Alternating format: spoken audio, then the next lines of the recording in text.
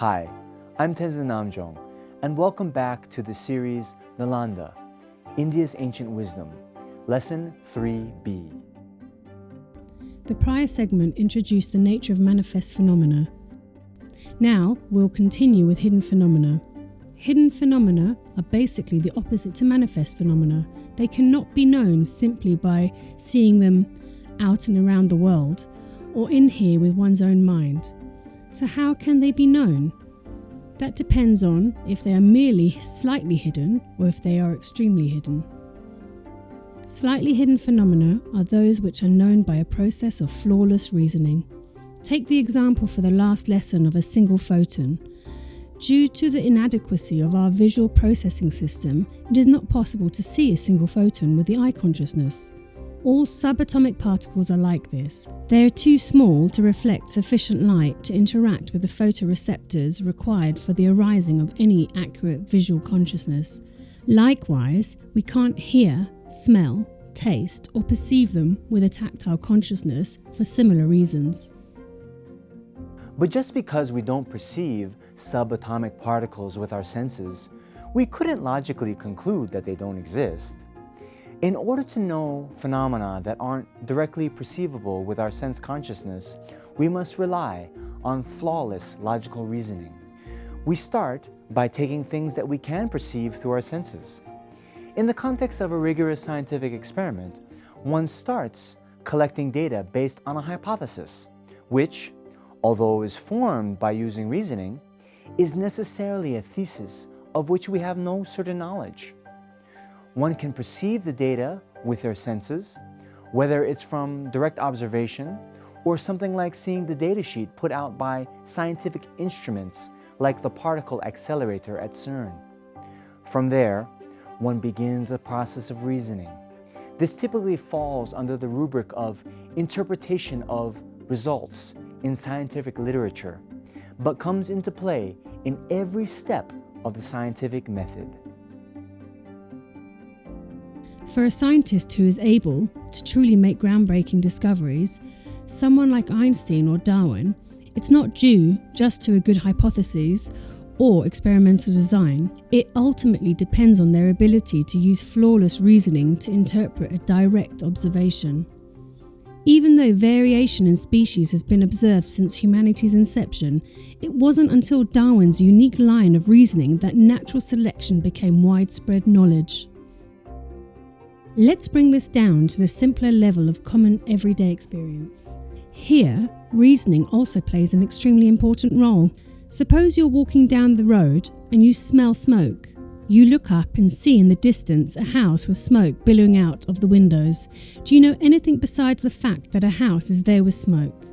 Of course, you know right away that the house or some part of it is on fire without seeing a single lick of flame. You know there is fire. The mind that realizes the existence of fire in that house results from a process of reasoning. Here, it's a very quick jump we make from seeing the smoke to knowing that fire is there. But that's because of how deeply ingrained in us is the awareness of this connection of cause and effect between fire and smoke. It's like muscle memory for us, but it's inconceivable that there was a time, maybe as young children, 4 or 5 years old, where we had to actually think this through. Certainly, as newborn infants, simply seeing or smelling smoke would not alert us to the presence of fire. Slightly hidden phenomena, then, are those types of existent objects which we do not perceive directly with our senses or with our introspective meta-awareness, but about which we can still come to have incontrovertible knowledge by relying on reason. The reason's ability to act as a basis for this knowledge rests on having direct perceptions of other things we can see, and then coming to understand an important type of connection, the connection between the reason and the hidden phenomena in question. There are various types of connections which we will explore in the future series, The Philosopher's Toolbox. To give a simple example, off in the distance we could see smoke billowing up, but we can't see any fire directly. But since we know there is a cause and effect connection between smoke and fire, we can deduce from what we can see, the smoke, that fire is there. The next series, The Fundamentals of Debate, will explain in greater detail how logical syllogisms work. If we go back to our initial 3 questions now, what is knowledge? What is knowable? What does the knowing? We can get a sense of the different types of mind or consciousness that know phenomena. Manifest phenomena are known by non-conceptual minds. They're known simply by the force of their actual presence, which contacts a sense receptor or sensing faculty, and then acts as a direct cause for the mind to arise. A manifest phenomena is known immediately and freshly by the non-conceptual mind perceiving it. Slightly hidden phenomena are known by conceptual minds. Relying on the process of flawless reasoning, we come to know an existent object without its actual presence ever coming before us. Still, through the medium of a conceptual image, we're able to take up the object in our mind and know it thoroughly. The process of conceptual engagement with phenomena will be covered in the future.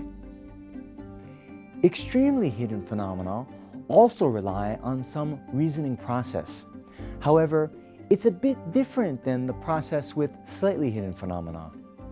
The birthplace of one's mother is an example of this kind of phenomena.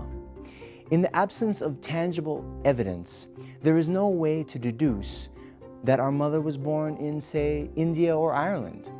But we can still come to know where our mother was born.